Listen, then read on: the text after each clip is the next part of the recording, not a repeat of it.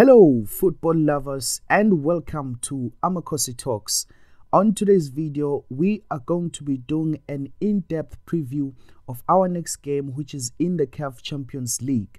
We are going to cover everything from the players that are available for the clash to the tactics which could best work for us, and ultimately we will look at our chances of actually advancing through to the next round. On that note, guys, please do subscribe to the channel and don't forget to give this video a like, as it helps the channel to grow and reach more Khosi fans out there. Having said that, this is going to be a very thorough video, so without wasting any more time, let us talk AmakhosiTalks. Getting things started on today's video, guys, I think it's very key that we understand where we find ourselves in terms of the group standing. Looking at the group, we can all clearly see that this is still an open group in the fight for second spot, which is the last eligible spot for qualification into the next round. If you take a closer look at even the last place team Petro de Luanda, mathematically they can still qualify, but I really don't believe that at this stage of the season there can be anything better than a third spot finish for them. However, when you look at where we find ourselves and comparing that to Horoya's position and form, I genuinely think we have something to hope for. Wydad are only 1 point away from securing top spot, and that leaves everything between us and Horoya. And therefore, these next two games are really going to be like two cup finals. It's either we win them or we can kiss our chances of advancing to the next round goodbye.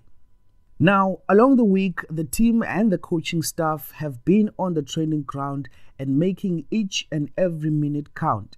And as they should, I think we are all aware that we have reached a very crucial stage into the season, both domestically and in the CAF Champions League. Now, for one, I should commend the work ethic that seems to have resurfaced when looking at our boys go about their training sessions. It does seem like everyone is giving it all they've got, and we certainly will be hoping to see all of that hard work paying off on the pitch come Saturday.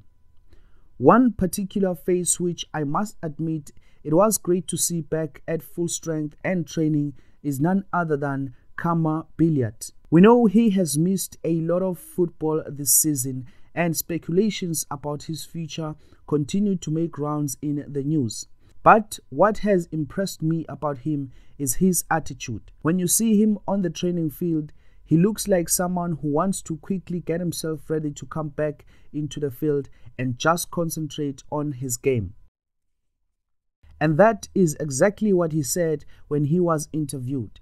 He did allude to the fact that he is very happy that he is back and that he is training with the team. That the most important thing to him is to get back to fitness and start contributing to the team. And that is so reassuring for me. With everything surrounding him, he seems like he wants to make this last chapter of the season a very success, not only for him, but also for the club as well. Now, going straight into the match analysis, I truly believe that we have to be nearly next to being perfect if we are to beat Wydad on Saturday. It doesn't really matter who plays on the side of Wydad. This match is one we cannot afford to lose. And that takes me straight to how best can we set up in order to get a win on Saturday. It's no secret that in the first leg, we were outclassed by Wydad. Not only by them winning the match convincingly, but by how they could easily break our last line and be effective at that. How we start the match is going to be very vital if we are to give ourselves a good chance as the game progresses. In my preference, I would much rather have the coach play Zulu and Frosler as fullbacks because they can give you a lot of width in those wide attacking areas. At centre back, Rama and Cardoso should pair up and allow Akumu to play just in front of them in that deep lying midfield position. We have seen that in the past, Akumu Agai is very acclimatized to playing in Africa. So I would much prefer that he starts in that deep lying midfield position. If we start off midfield on the defensive, then we can bring in Blom and Bakas to complement that amount of defensive work that Akumu will be doing. Ngobo should complete the diamond midfield and be that attacking creativity that the team needs, and this will ease a little bit of the burden of him having to defend very deep. In attack, I would much prefer to have both Nukovic and Castro starting, but fitness issues on Castro could give Bernard Parker the nod ahead of him. Now, if we start with this system, I think it will make it easy for when the coach does introduce someone like Khama Billiat in the later stages of the match. We could see the team playing in a 4-3-3 shape towards the end.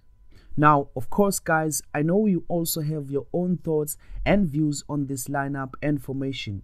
So, please do leave your own in the comments section, and generally leave your thoughts about our chances of winning the match and making our chances of qualifying to the next round a reality. Now, in a very long time, I haven't made score predictions, but on this one, I am putting my head on the line. I have been convinced enough by the team spirit in the camp, and it is for this reason that I believe we are going to win the match by 2-1. Now, like I said, despite who plays on Wydad's side, it will not be an easy match, but maybe, just maybe, someone like Khama Billiat could prove to be the difference for us. And there you have it, guys. Remember that the match is set for an evening kickoff at 6 o'clock in the evening South African time at the FNB Stadium. Now, live links for the match will be available on this channel in the community tab, so be on the lookout for them. Don't forget to give this video a like if you enjoyed it, subscribe if you haven't already, and I will see you in my next upload. Ikhosi alipheli umoya.